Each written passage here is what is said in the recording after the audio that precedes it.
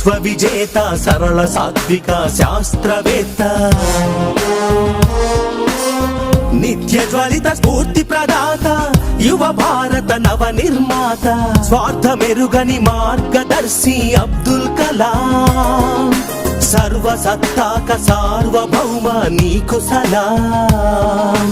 Vande Mataram, Vande Mataram, Vande Mataram, Vande Vande Mataram.